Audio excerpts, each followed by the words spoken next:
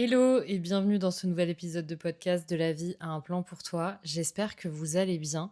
J'ai l'impression vraiment de revenir comme une fleur parce que ça fait 12 jours que j'ai pas posté d'épisode de podcast. En fait, j'ai pris tellement l'habitude d'être là chaque semaine, que vous ayez un épisode prêt chaque semaine, que quand je le fais pas, quand je me sens pas régulière, j'ai l'impression littéralement d'abandonner ma chaîne de podcast.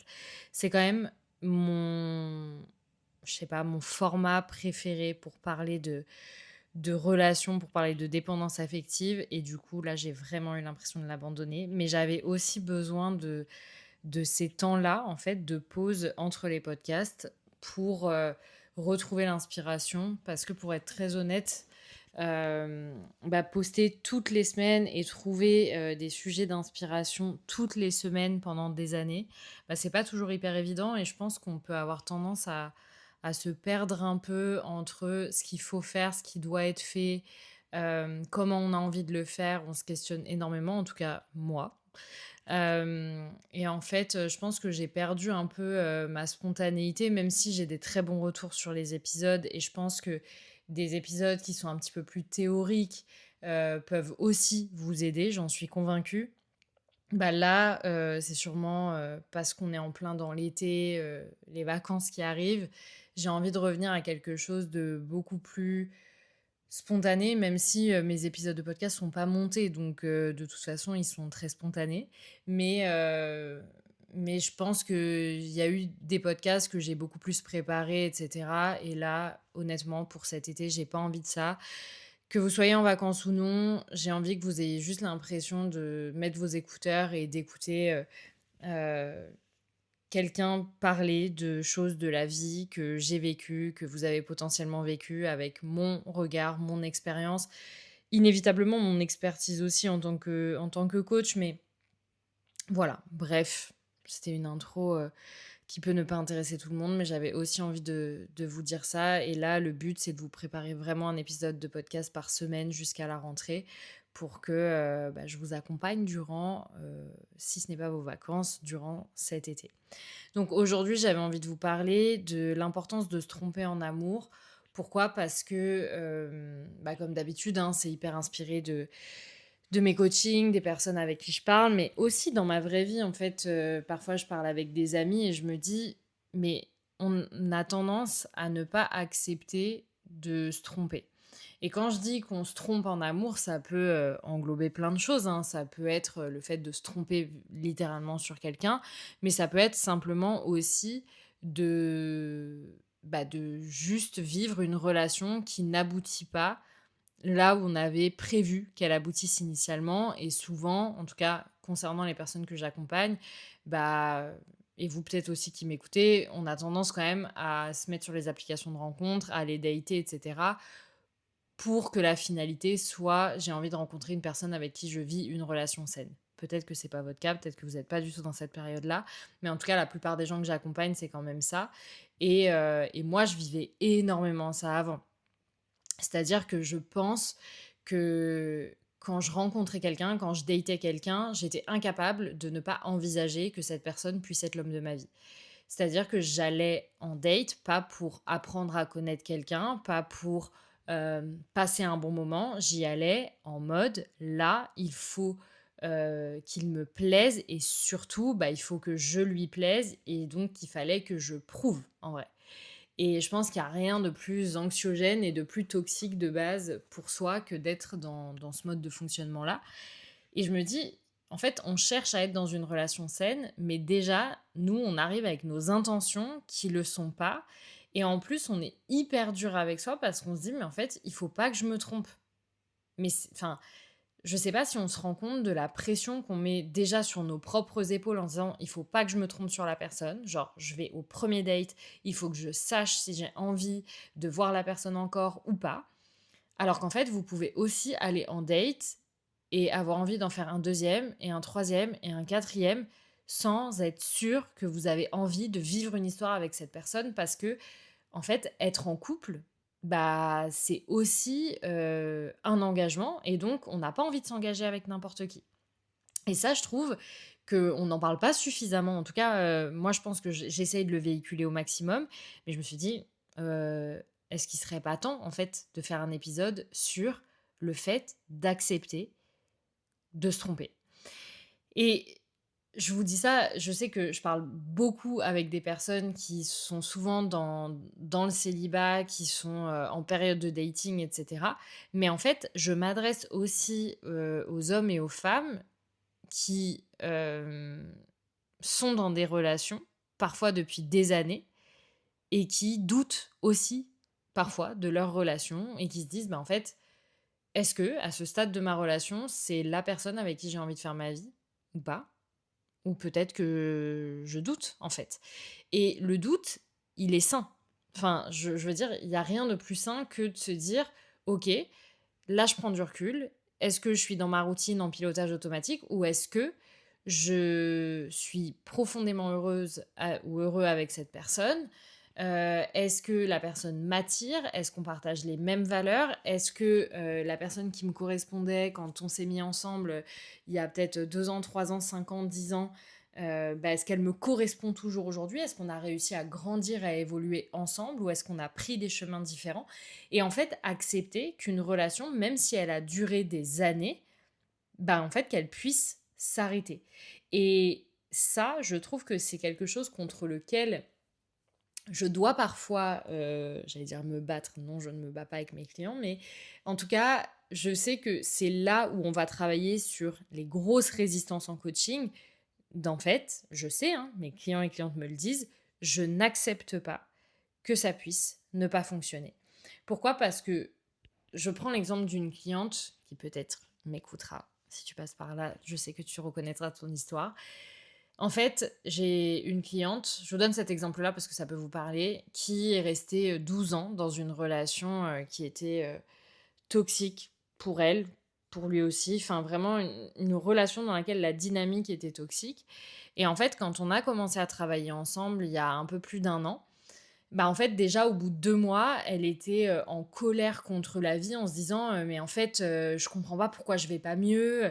Bah, parce qu'en fait, ça fait déjà au moins 12 ans que tu vis des schémas relationnels toxiques, donc tu peux pas te demander en 2 mois que ça disparaisse.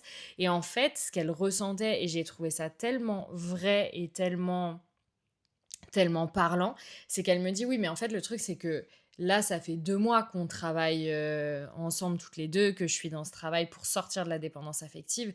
Sauf qu'en fait, ça a tellement duré et en fait, ça fait 12 ans que je suis fatiguée de me battre contre la dépendance affective déjà et contre mes schémas relationnels toxiques» et souvent, c'est pour ça, pour cette raison qu'on est trop pressé d'être en couple avec la personne avec qui on va vouloir construire sa vie.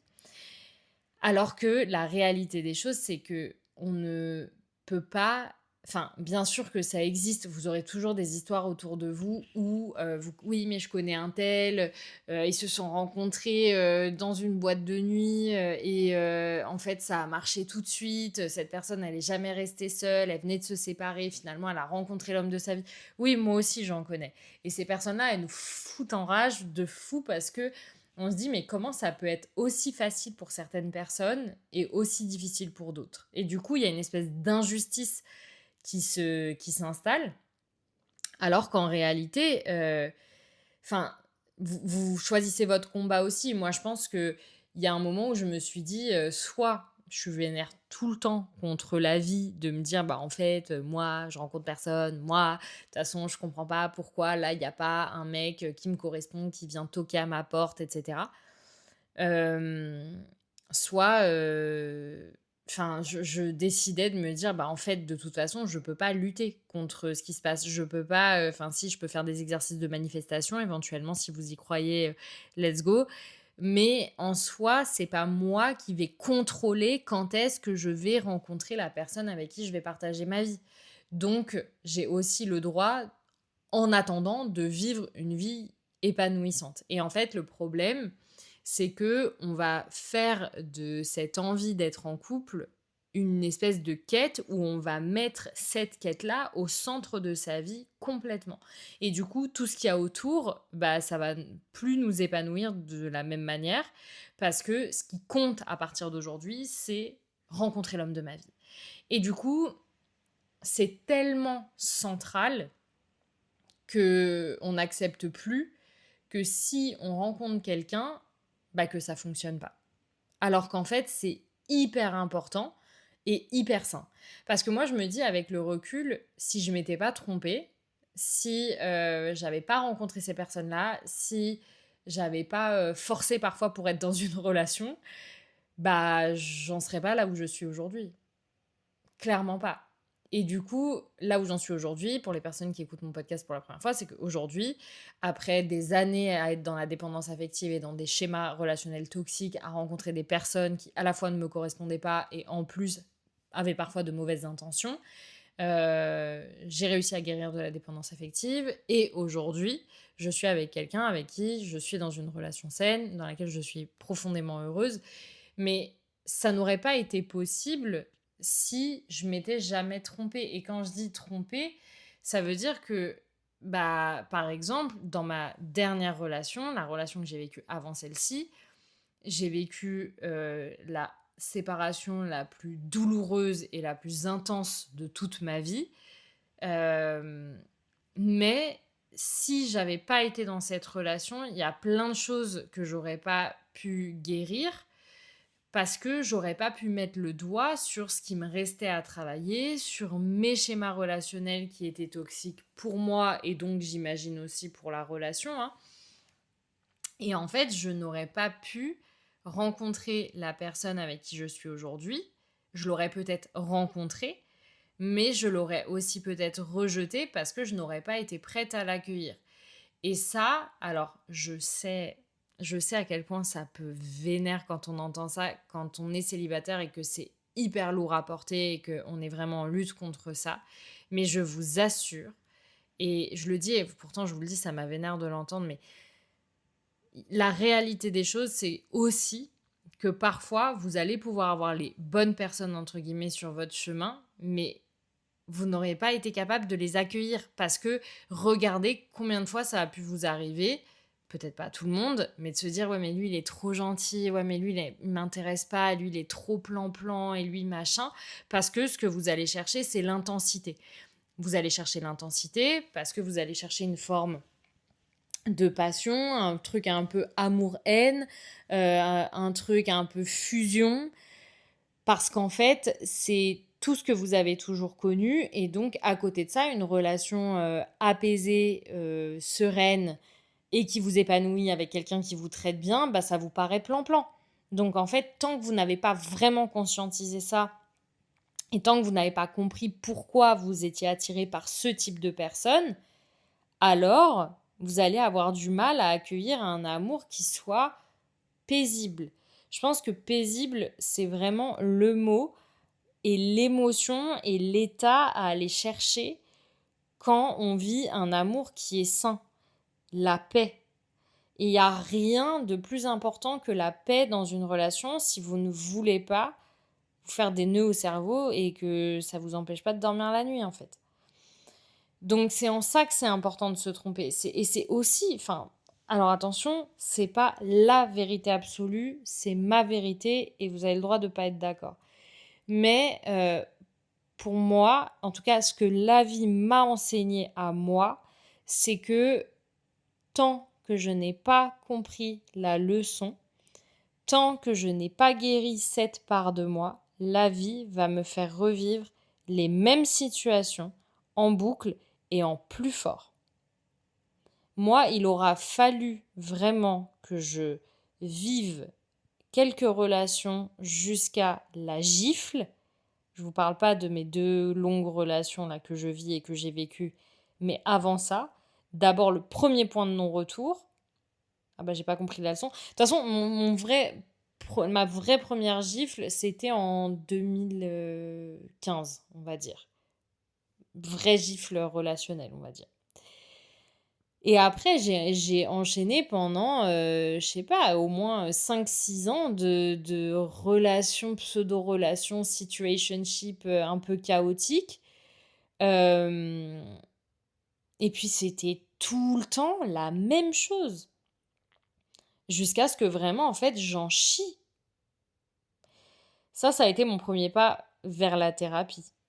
Et après, bah, vu que j'avais quand même travaillé sur moi et que j'étais plus attirée par le même type de personnes, et cetera, j'ai quand même «réussi» entre guillemets, déjà c'est bizarre de dire «réussi», genre c'était vraiment la quête, à rencontrer quelqu'un qui était, quelqu'un de gentil, qui voulait pas me faire de mal, mais la réalité, c'est que même si c'est quelqu'un de gentil, parce que je vais pas en parler au passé et je pense que c'est toujours quelqu'un de gentil et qui voulait pas me faire de mal, c'est quelqu'un qui, ne s'est pas engagé de la même manière que moi. En tout cas, c'est ma version, hein, attention, ça se trouve, lui, il dirait pas du tout ça, mais vraiment, à mon sens, en tout cas, il ne s'est pas engagé de la même manière que moi dans cette relation. C'était pas le même investissement, mais peut-être que ça lui allait très bien, hein, mais c'était pas le même investissement. Sauf que moi, le fait que je ne ressente pas le même investissement de l'autre côté, ça a fait émerger en moi encore certaines blessures et certains trucs que je devais vraiment travailler.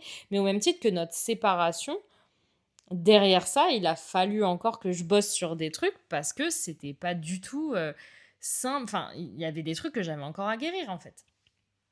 Donc ça, c'était pas du tout évident, mais je suis convaincue que sans les douleurs que j'ai vécues dans ma dernière relation, je n'aurais pas été capable d'accueillir l'amour que je vis aujourd'hui.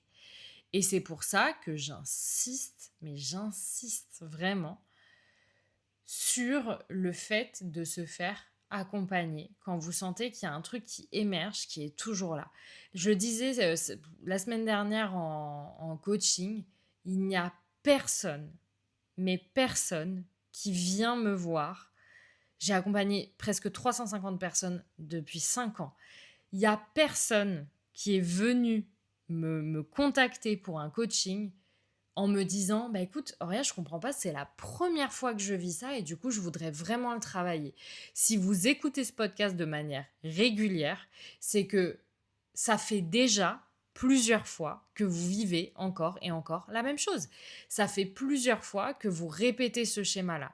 Évidemment, je ne m'adresse pas aux personnes qui se font accompagner actuellement, parce que je pense à certaines de mes clientes qui peut-être en écoutant le podcast, elles vont se dire: «Mais moi aussi je revis le truc, mais pourtant je me fais accompagner». Oui, mais parce qu'on le vit aussi différemment. Et ça, c'est pareil. Je vais boucler la boucle avec ça. Arrêtez de croire aussi, moi je vais pas vous vendre des paillettes, des miracles, etc. Quand vous vous faites accompagner, la vie, elle, continue de tourner. Donc vous allez devoir prendre vos responsabilités, vous allez devoir gérer des situations différemment, vous allez apprendre, vous allez implémenter d'autres croyances, en déconstruire d'autres, etc. Mais la vie, elle, continue de passer. Donc il y a des choses que vous allez vivre qui vont être inconfortables, vous allez vivre des émotions qui vont pas être faciles. Moi, je me fais accompagner sans cesse et pourtant, la vie, elle, continue juste d'être. Il y a des êtres humains autour de moi, il y a des événements, il y a plein de choses que je contrôle pas et parfois, il y a des choses qui viennent me toucher plus que d'autres et il y a des choses sur lesquelles je dois encore travailler et j'ai accepté que j'allais encore me tromper. J'ai accepté que j'étais pas parfaite, j'ai accepté que j'avais des blessures et certaines qui sûrement seraient ancrées pendant très longtemps.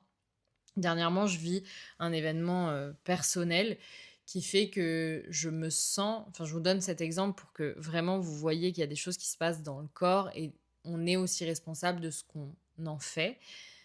Dernièrement, donc, je vis un événement personnel et ma première réaction de protection, ça a été: «Non, en fait, ça franchement, ça me fait rien, ça me touche pas tant que ça, j'ai l'impression». Sauf que tout mon corps était en train de crier: «Arrête de mentir, ma belle. Là, vraiment, arrête».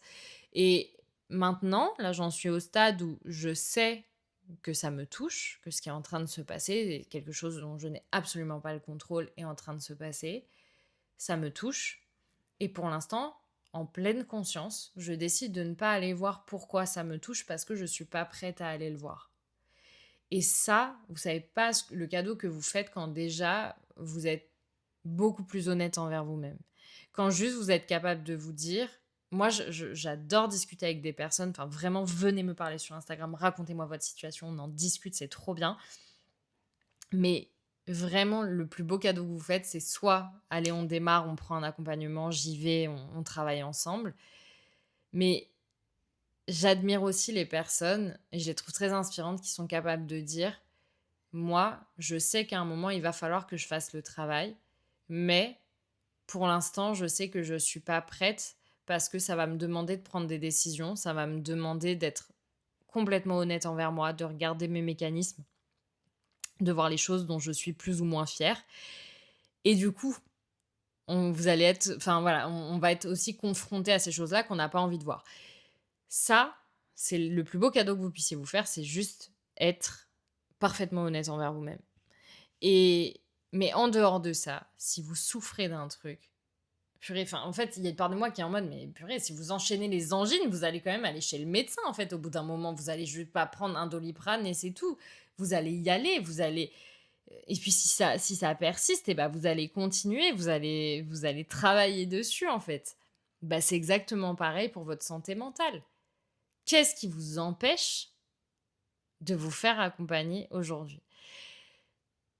Je vais essayer de terminer là-dessus, je l'ai dit tout à l'heure, mais on a besoin des autres. On a besoin d'être aidé. Enfin, moi, je suis accompagnée tout le temps. Je suis accompagnée dans mon business, je suis accompagnée pour ma santé mentale, je suis accompagnée pour le sport, pour la nutrition. Enfin, voilà.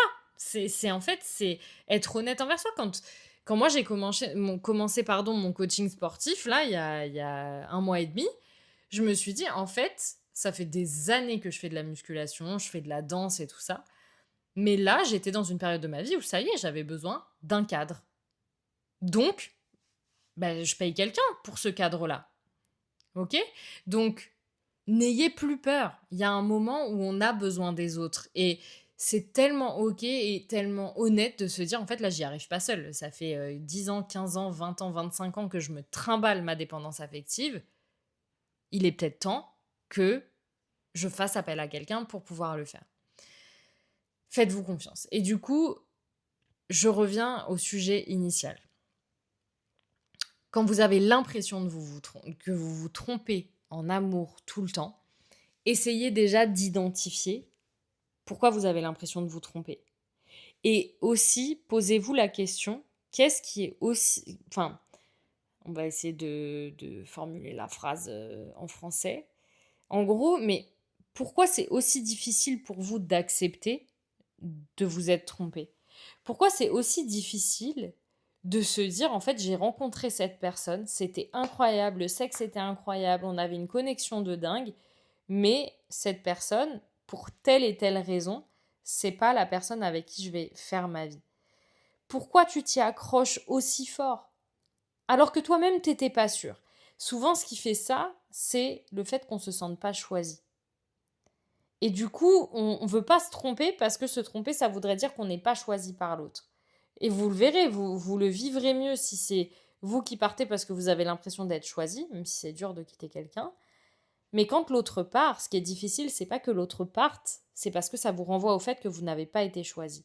Souvent, c'est ça. Mais si c'est pas ça, allez vous poser les questions.